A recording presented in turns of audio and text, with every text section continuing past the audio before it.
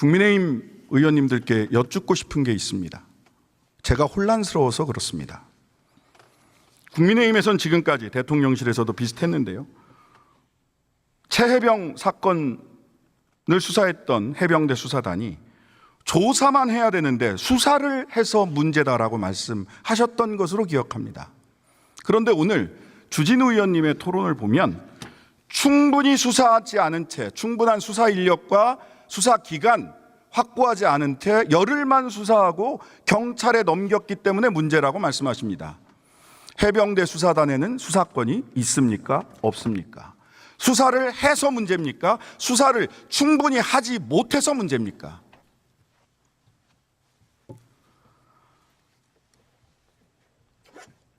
충분히 수사하지 못한 게 문제다.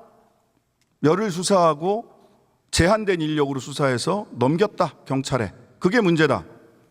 그러면 기록을 강탈하지 말고 경찰이 그냥 수사하게 놔두셨어야죠. 그랬으면 왔다 갔다 사건 기록 왔다 갔다 하면서 이런 일이 발생하지 않는 것 아닙니까? 왜 경찰로부터 기록을 회수 또는 강탈해 가셨는지 여쭙지 않을 수 없습니다. 두 번째, 이종섭 장관은 수사기록 이첩을 결재하는 공문서에, 이첩을 명령하는 공문서에 결재 사인을 하셨습니다. 묻고 싶습니다. 이렇게 공문서에 사인을 해서 결재한 공문서를 취소하려면 어떻게 해야 합니까? 구두로 취소가 가능합니까? 제가 아는 행정 절차 규정은 구두 취소가 불가능하다라고 저는 이해하고 있습니다. 따라서 이첩을 결정한 결재 문서는 단 한 번도 지금까지 취소된 사실이 없습니다. 있습니까? 없습니다. 그렇다면 무엇을 근거로 해서 수사 기록을 회수 또는 강탈해 가신 겁니까? 누가 이종섭 장관의 명령을 따른 것이고 누가 이종섭 장관의 명령을 따르지 않은 것입니까? 이첩을 결정한 공문서에 이종섭 장관, 국방부 장관이 사인을 했고 결재를 했고 그 결재에 따라서 사건을 이첩했습니다. 박정원 수사단장은 뭐가 잘못된 겁니까? 그 공문서 취소된 적이 있습니까? 없습니다. 지금까지 드러난 사실관계에서 이첩 명령 공문서든 취소된 사실이 없습니다. 누가 이종섭 장관의 명령을 따르지 않은 것입니까? 기록을 회수 또는 강탈해 간 사람들이 이종섭 장관의 명령을 따르지 않은 것 아닙니까? 장관의 명령을 따르지 않고 구두 지시만으로도 장관의 명령을 뒤집을 수 있는 사람 대한민국에 누가 계십니까? 대통령밖에 더 있습니까? 대통령께서도 구두로만 지시하시면 안 됩니다. 공문서에 이첩을 취소한다 라고 공문서로 결재해서 명령하셔야 되는 것 아닙니까? 그런 공문서 있습니까? 보고 싶습니다. 아까 주진우 의원께서는 사건 기록을 회수해 와서 더 많은 500페이지 몇백 페이지짜리 사건 기록을 더 많이 수사해서 경찰에 다시 넘겼다. 잘한 일이다. 이렇게 얘기를 하셨습니다. 도둑질한 금괴에 쌀을 넣어서 돌려주면 도둑질이 잘하는 일이 되는 겁니까? 강탈하는 순간 이미 범죄가 저질러진 것 아닙니까? 기록 500페이지가 1000페이지가 되고 10,000페이지가 된다고 하더라도 기록을 강탈해 간 사실이 달라집니까? 금괴를 훔쳐가서 그 안에 쌀이 아니라 금싸라기를 넣어서 돌려준다고 하더라도 금괴를 훔쳐간 사실이 행위가 도둑질이라는 사실 달라집니까? 무슨 기록 500쪽이 1000페이지, 10,000페이지가 됐으니 잘한 일이라고 변명을 하십니까?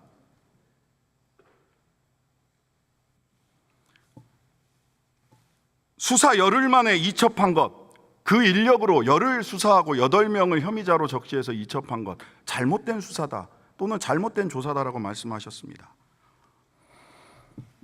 12사단 얼차려 훈련병 얼차려 사망 사건, 5월 23일 오후에 훈련병이 쓰러졌습니다.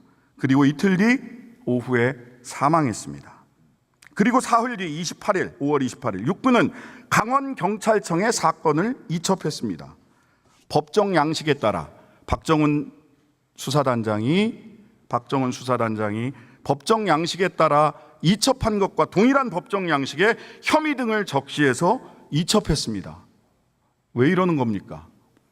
이분들도 전부 다 항명하고 있는 겁니까? 이분들도 전부 다 수사 제대로 안 하고 장관과 대통령의 지시사항 다 어기고 이렇게 사건 처리하고 있는 겁니까? 왜 이분들은 문제 삼지 않습니까? 한 가지 더 말씀드립니다. 특검 관련해서 공수처 헌재 결정문을 인용해서 특검을 야당이 추천하는 것은 대통령의 권한을 침해하는 삼권 분립에 위배되는 것이다 라고 하는 말씀도 하셨습니다.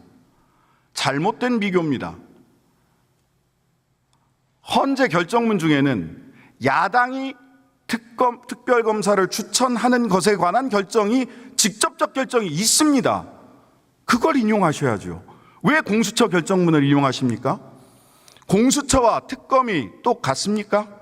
상설적 행정기관인 공수처에 대한 대통령의 일반적 임명권은 당연한 겁니다. 하지만 대통령이 핵심 수사 대상이 되는 특검에서 야당이 추천을 해서 대통령이 임명하는 특검법에 대해서 헌재는 합헌 결정을 내린 바 있습니다. 그 결정문을 인용하셔야죠. 왜 그 결정문 인용하지 않으십니까? 불리하니까. 안 그렇습니까?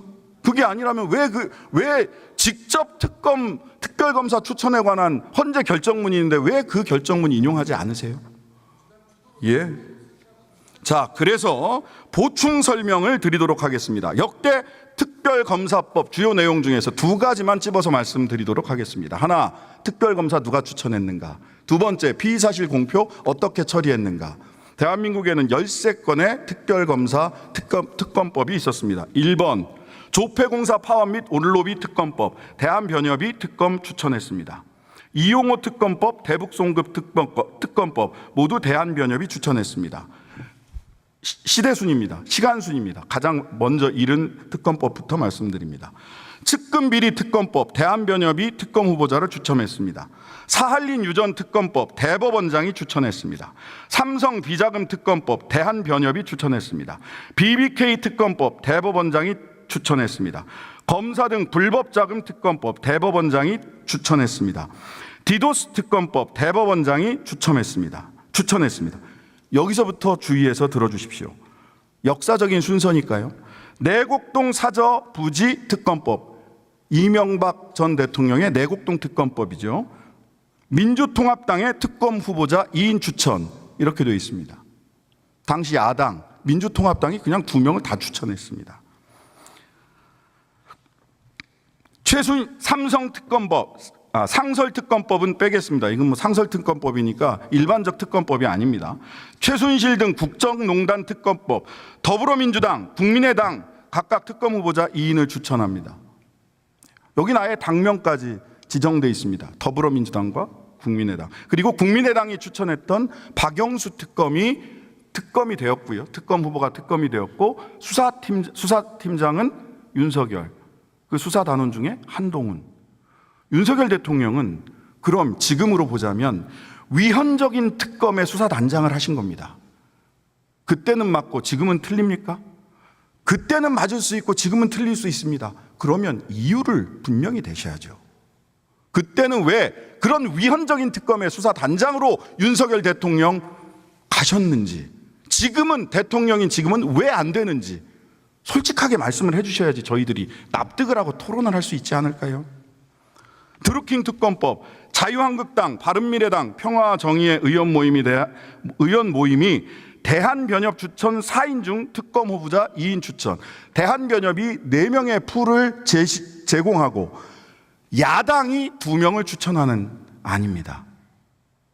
이해람 중사특검법, 대한변협이 각 2인씩 추천한 4인 중 특검 후보자 2인을 교섭단체 합의로 추천하게 되어 있습니다. 즉 역사적으로 보자면 대한변협이나 대법원장이 추천했던 특검 후보를 추천했던 특검은 사실상 모두 실패했습니다. 그 이후 이러한 역사적 교훈이 있었기 때문에 대통령, 권력을 향한 특검은 야당 후보들이 야당이 추천하도록 해왔다는 겁니다. 왜 이 사실에 눈 감으십니까? 왜 역사적 사실로부터 배우지 않으십니까? 왜 같은 말만 반복하십니까? 이 역사적 사실에 대해서 평가하고 논리를 대고 근거를 가지고 말씀해 주셔야 되는 거 아닙니까?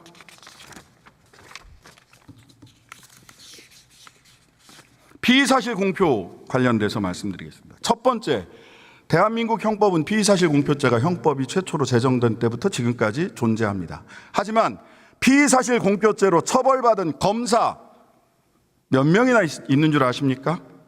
한 명도 없습니다. 그런 분이 피의사실 공표, 그 검사 출신이신 분들이, 지금의 또 검사들이 피의사실 공표를 이야기하는 것 자체가 저는 넌센스고 코미디고 내로남불이라고 생각합니다. 각 특검에서 피의사실에 대한 각 특검에서 언론 브리핑 어떻게 처리했는지 살펴보도록 하겠습니다.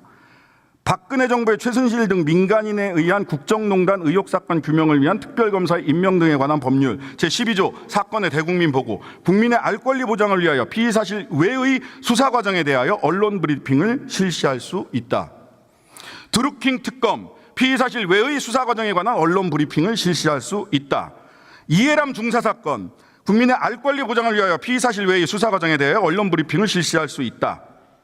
이용호 주가 조작 횡령 사건 특검 특별검사는 수사 완료 전에 1회 같은 조문이 있고요. 거기에 덧붙여서 특별검사는 수사 완료 전에 1회에 하나여 중간 수사 결과를 발표할 수 있다. 심지어 중간 수사 결과를 발표할 수 있는 조항까지 포함되어 있습니다.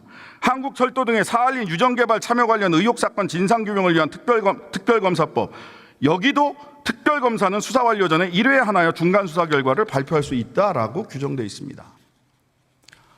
왜 이 특검들은 전부 다 심지어는 1회의 중간 수사 결과 발표까지 허용하는데, 왜 이번 특검은 갑자기 피의자의 피의 사실이 공표되고 갑자기 국민의힘과 검사 출신 의원님들 또는 검사 출신 대통령께서 피의자의 인권에 이렇게 예민하고 민감하게 구시는지 이해하기 어렵지만 환영합니다. 다만 그것이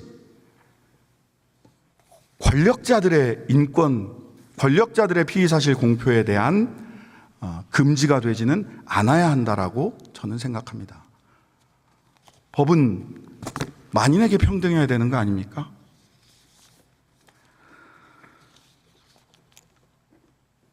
찬성 토론, 반박 토론, 그리고 보충 토론까지 제가 준비한 토론은 여기까지입니다. 논리적으로 반박해달라고 해서 논리적으로 반박을 좀 드렸습니다.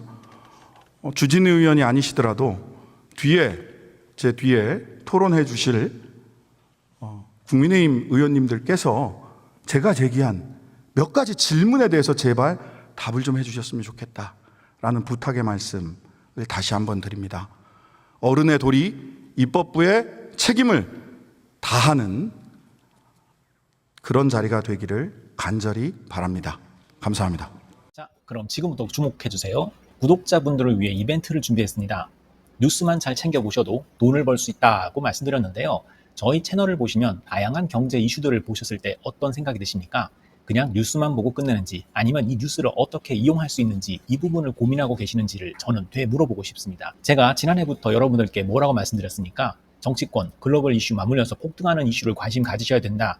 투자, 생각을 해보셔야 된다. 이렇게 말씀드렸습니다. 이런 썸네일 뉴스를 많이 보셨을 텐데요. 뉴스를 보셨을 때 부자들은 어떻게 생각한다고 했는지 기억나세요? 이슈를 투자 수단으로 어떻게 이용할 건지, 어떤 주식이 좋을지, 어디에 투자해야 돈이 자연스럽게 몰리는지 생각해야 된다고 말씀드렸죠. 그 이유가 뭐냐면 부자들이 이슈를 봤을 때는 이슈가 곧 돈으로 이어지고 그 이슈가 나에게 돈을 벌어준다는 경험적 확신이 있기 때문에 부자들은 항상 국내, 국외 이슈를 관심 있게 챙겨본다고 말씀드렸습니다. 이번에도 마찬가지입니다. 제가 지난번에 시청자분들과 함께하는 주식으로 수익 내기 이벤트를 진행했었는데요. 당연히 100% 무료로 진행을 했고, 여기 보시면 아시겠지만 제가 지난번에도 저한테 구독이라는 문자를 보내주신 모든 시청자분들께 이렇게 자신 있게 추천드렸습니다. 이번에도 2,000분 이상 알아가셨는데 한 달 동안 어떻게 됐을까요? 네, 말씀드린 대로 특정 시기 폭발적으로 오르면서 2배 가까이 큰 수익이 나와줬습니다. 구독자분들도 보고 계실 텐데 다시 한번 축하드립니다. 이번에도 마찬가지입니다. 가장 큰 이슈가 될 국내, 국외 이슈, 특히나 글로벌 이슈이기 때문에 우리가 어떻게 생각해야 할지, 돈이 벌릴지 생각해야 됩니다. 제가 이번에 뭘 보내드린다고요? 지난번과 같은 방식으로 구독이라고 문자를 보내주시면 앞으로 대장주 역할을 할 급등 종목을 시청자분들에게 종목명과 사고 파는 시점을 모두 알려드리겠습니다. 그래서 여러분이 주식으로 돈 버는 방식을 연습해 보시라는 겁니다. 저희 채널을 구독해 주시는 분은 문자로 구독이라고 보내주시면 무료 추천 종목과 종목 분석 리포트를 공유받으며 우량주, 급등주 종목을 매도, 매수 시점을 정확히 잡아드리겠습니다. 시간은 심야 시간도 가능하며 언제든 문자로 남겨주시기 바랍니다. 종목은 10명의 전문가가 합의한 단 하나의 최종 종목이 나갑니다. 처음 받아보시는 분은 발송드린 종목을 바로 매수하시기보단 어떤 종목인지, 종목의 수익률은 어떤지 일주일 지켜보시고 매수하시기 바랍니다. 이 모든 이벤트는 무료이며 문자 한 번에 작은 변화가 기회로 변해 큰 수익으로 이어질 수 있는 놀라운 과정을 저희가 함께 하겠습니다. 그래서 지금 이 영상을 보시는 시청자분들 중에 나도 이번 종목이 좀 궁금하다 하시는 분들은요.